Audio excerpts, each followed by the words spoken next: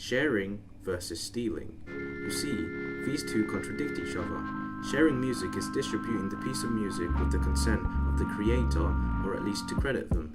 This could be done by linking artists on social media such as Facebook, Twitter, or YouTube. Stealing is when you are deliberately copying a piece of music and crediting no one but yourself.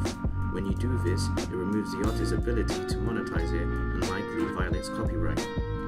Speaking of violation, one can be fined for up to £120,000 per illegally downloaded file, which is just ludicrous. So, why is it a big issue?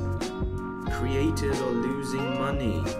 A report published by the BPI found that 7.7 million people downloaded music illegally, worth an estimated $1 billion in 2010. It's been 7 years after that report, and figures estimate that number has significantly increased to 20 billion or more.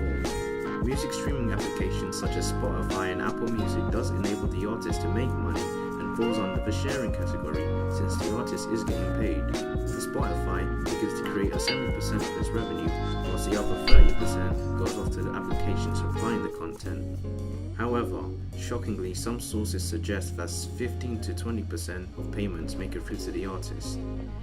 But this is better than music piracy because it enables the artist to make money but also get some attention.